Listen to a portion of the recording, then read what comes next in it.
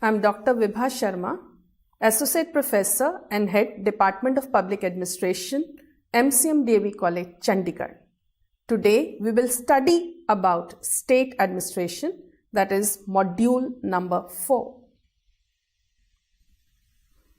Objectives of this module are to learn about the governor at the state level, the powers, position and role of the governor, appointment of the chief minister, the powers, position and role of the chief minister of the state, as well as the chief secretary at the state level. The Constitution of India provides for a federal government in which we have separate powers for the central and the state governments. The state government is headed by a governor as a constitutional or a nominal ruler, as well as the chief minister who is the real head of the state. The chief minister is helped by his council of ministers in running the administration of the state.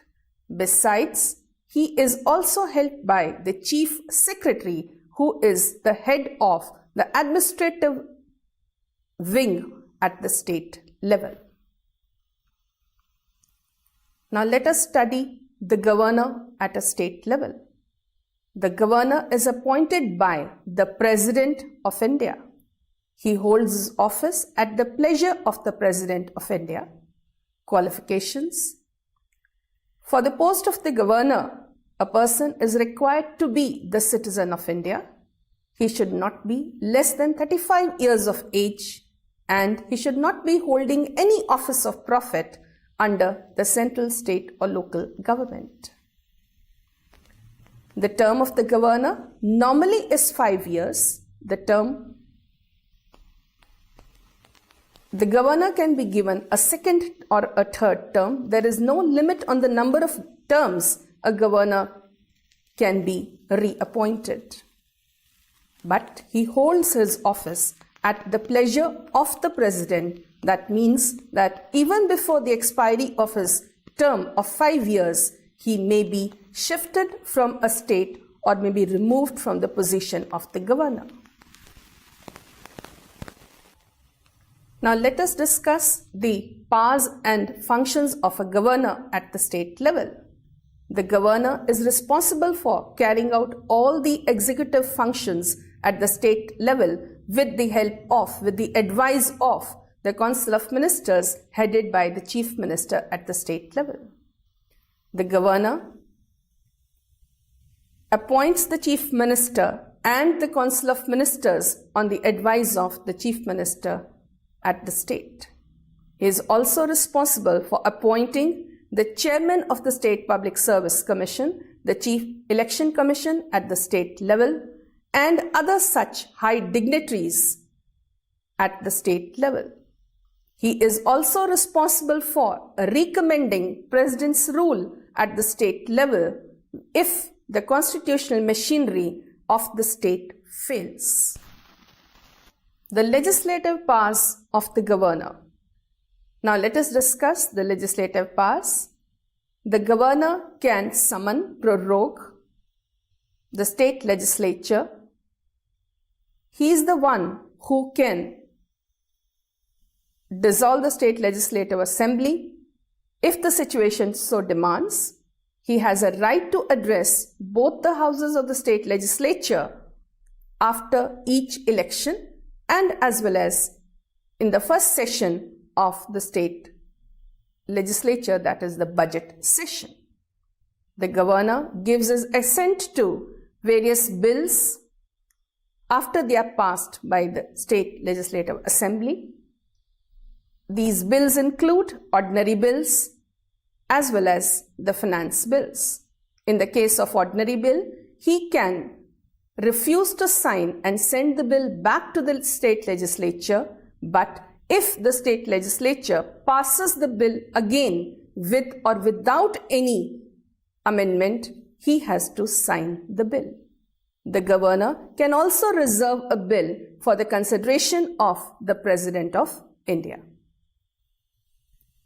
In case the state legislature is not in session and there is a need to form a law, the governor can promulgate ordinances for that particular period. Of course, the ordinances will have to be ratified by the State Assembly later on. The reports of the State Finance Commission, State Election Commission, and other state level bodies are caused to be laid in front of the state legislature by the governor of the state. Let us now proceed to the financial powers of a governor. The first financial power is causing the budget of the state government to be laid in front of the state legislature.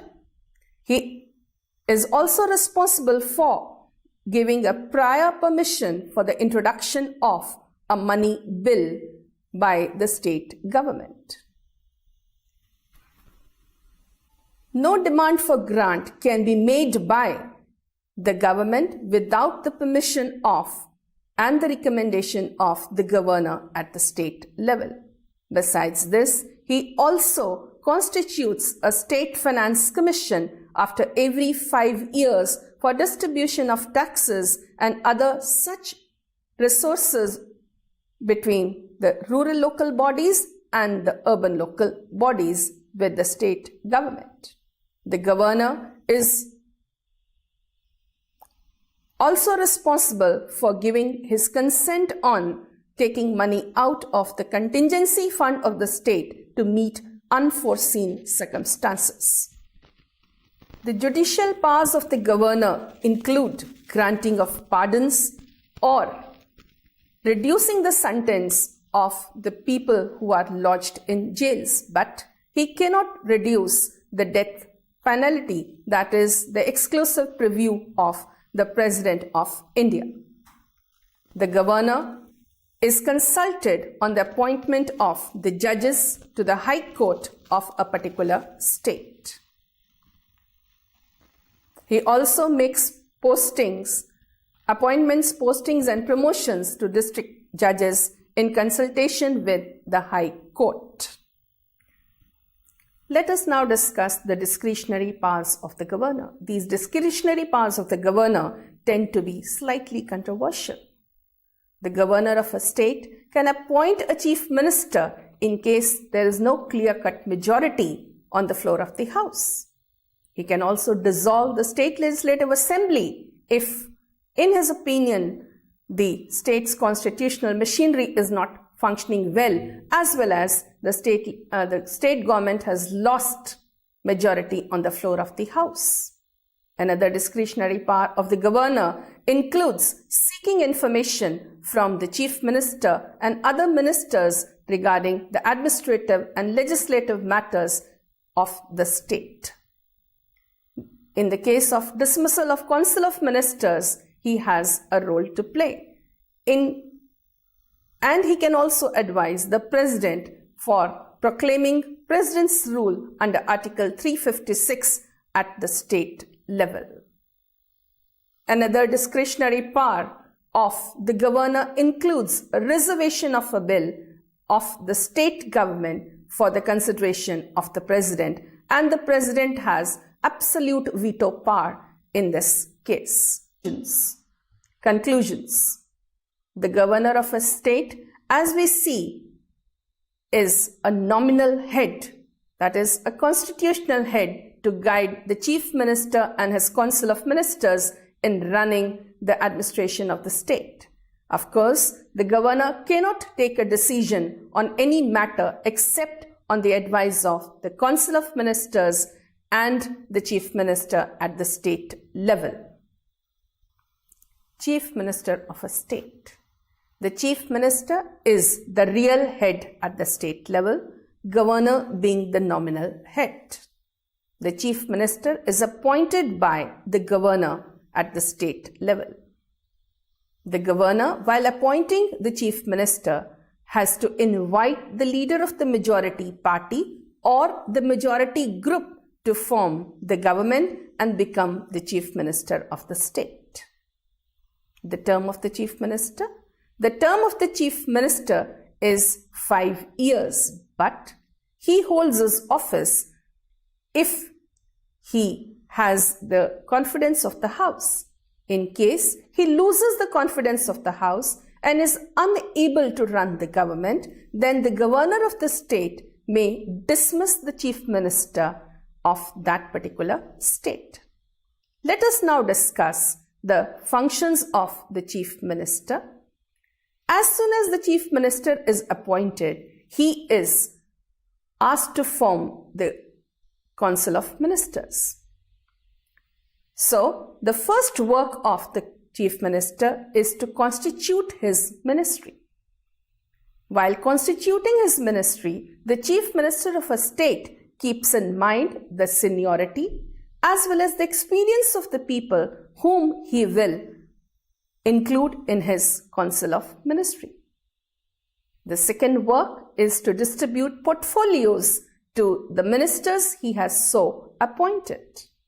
Again, while distributing the portfolios, he keeps in mind the interests of the people whom he is including as his cabinet ministers, ministers of state, or deputy ministers, as well as their seniority. In case the chief minister feels that the person who has been appointed as the minister is unable to perform his work, then the chief minister can change his portfolio. And not only that, he can reshuffle the whole ministry in case of a requirement. Yes, while keeping in mind the various requirements of the state government, he may do so. In case a minister is not working well, he can also ask the governor of the state to dismiss a particular minister. The chief minister of the state is also the leader of the cabinet and the council of ministers. As a leader, he is responsible for running the entire state level government. The chief minister is the link between the governor and the council of ministry. It is his duty to keep the governor informed of all the decisions that are undertaken by his government. The chief minister of a state is also the leader of the state legislative assembly, and as a leader, he is responsible for preparing the agenda of the meetings of the assembly. The chief minister is also the link between the people of a state as well as his government. It is his duty to inform the people about the decisions undertaken by his government. The chief minister of the state also has an important role to play in the financial matters at the state level, as he, being the head of the cabinet, is responsible for major financial decisions of his government. Another part of the chief minister is to advise the governor on the dissolution of state legislative assembly. Of course, in this case, the governor, exercising his discretionary powers, may not accept the advice of the chief minister of a particular state. The chief minister is also considered as the leader at the state level. It is he to whom people look towards in case there is any requirement at the state level. Conclusions. The chief minister of the state is the real head at the state level.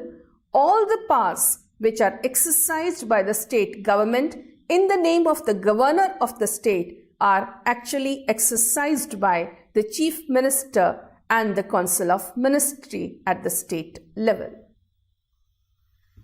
Council of Ministers. As stated earlier, the state administration includes the governor of the state, the chief minister, as well as the council of ministers headed by the chief minister. The council of ministers includes cabinet ministers, ministers of state, as well as deputy ministers. The senior-most ministers are the ones who form the cabinet ministers. They are assisted by ministers of state, and you have the deputy minister to assist either the cabinet ministers or the ministers of state. The most important portfolios at the state level are handled by the cabinet ministers. The Council of Ministers remain in power under the leadership of the Chief Minister till they have the confidence of the State Legislative Assembly or 5 years. The size of the Council of Ministers. As per the 91st Constitutional Amendment Act, the size of the Council of Ministers cannot exceed 15% of the strength of the House at the state level. So, now we don't have jumbo cabinets, and the cabinets are restricted to 15% of the strength of the House. Cabinet. Cabinet is the most important constituent of the Council of Ministers. As stated earlier, it includes the senior ministers at the state level who are looking after the most important portfolios of the government. The cabinet ministers, as stated earlier, hold office for a period of 5 years or till the Council of Ministers have confidence of the House. It is a small body consisting of 15 to 18 members who are senior most as well as closest to the Chief Minister of the state. The main functions of the cabinet include policy making. Most of the policies are made by the cabinet ministers, then put in front of the cabinet meetings where they are passed in front of the Chief Minister as well as the other ministers. The administration at the state level is run by the cabinet ministers since they are the ones who are heading most of the important portfolios. Not only this, the cabinet ministers are also responsible for finalizing the budget prepared by the finance minister at the state level. Most of the lawmaking functions, that is the legislative functions at the state level, are also looked after by the Council of Ministers, and in them the cabinet ministers. The cabinet ministers are the ones who bring the bills to form laws in the State Legislative Assembly. Besides this, they also look after in bringing coordination amongst various ministries at the state level. Now let us see what are the principles of the cabinet system. The main principles of the cabinet system include collective responsibility to the State Legislative Assembly. That is, in case the Council of Ministers lose the confidence of the House, the entire Council of Ministers has to resign. So this is collective responsibility. Individually, each cabinet minister as well as the Council of Ministers is responsible for his functioning to the governor at the state level. Another principle of the cabinet system is the principle of intra-cabinet responsibility. If something is decided at the cabinet level, then whatever be the individual opinion of a minister, he has to justify his actions in front of the State Legislative Assembly as well as at other such places. Besides these principles, the cabinet is also following the principle of secrecy, and the cabinet ministers are not allowed to disclose anything to anyone who is unauthorized to have such an information. Technically, as far as possible, the cabinet should be a homogeneous body, but due to the coalition form of government prevalent in the country at these times, we normally see a heterogeneous form of cabinet with its subsequent problems. And the principle is that in the case of the cabinet, the leadership is that of the Chief Minister of the state, who is also the link between the cabinet as well as the governor at the state level. Conclusions. Previously, we studied about the governor of the state, and we said that the governor of the state works on the advice of the Council of Ministers, headed by the Chief Minister.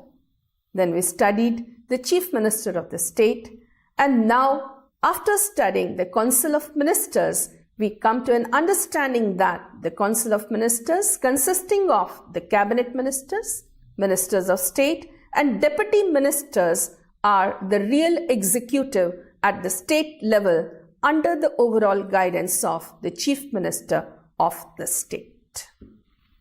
Chief Secretary. The Chief Secretary is the administrative head at the state level.